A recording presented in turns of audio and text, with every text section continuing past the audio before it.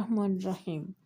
آج کا عنوان انتہائی سخی بادشاہ، اللہ سے تجارت اور بادشاہ کا انعام، ایک سبق آموز کہانی۔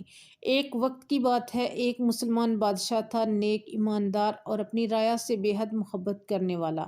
ایک دن بادشاہ نے اپنے وزیر سے کہا، میں چاہتا ہوں کہ اللہ سے تجارت کروں۔ وزیر حیران ہو گیا اور بولا، بادشاہ سلامت، اللہ سے تجارت، یہ کیسی بات کر رہے ہیں؟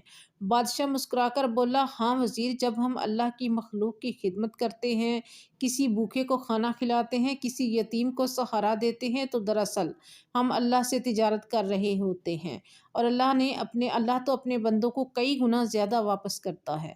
اگلے ہی دن بادشاہ نے حکم دیا کہ جو بھی ضرورت مند ہو میرے محل کے دروازے پر آئے، کوئی خالی ہاتھ واپس نہ جائے۔ غریبوں کو کپڑے دیے گئے، یتیموں کی تعلیم کا انتظام ہوا اور بیواؤں کے گھروں میں خوشی لوٹ آئی۔ ایک دن درباریوں نے بادشاہ سے کہا، اے بادشاہ سلامت، خزانہ خالی ہو رہا ہے، اتنا خرچ کرنا نقصان دہ ہے۔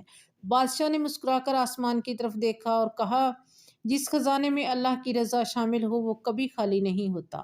کچھ دن گزرے، ملک میں امن و برکت چھا گئی، لوگوں کے چہروں پر خوشی اور سکون تھا، اور ایک رات بادشاہ نے خواب میں نورانی آواز سنی، اے میرے بندے، تو نے میری مخلوق کی خدمت کی، میں نے تجھے دنیا اور آخرت میں عزت عطا کر دی۔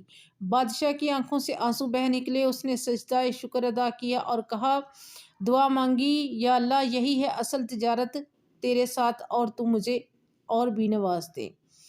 جو شخص اللہ کے بندوں کی مدد کرتا ہے وہ دراصل اللہ سے تجارت کرتا ہے، اور اللہ کی تجارت میں نقصان نہیں، صرف انعام ہی انعام ہے۔ اگر آپ کو ہماری یہ ویڈیو اچھی لگے تو سبسکرائب کریں، لائک کریں اور شیئر کریں۔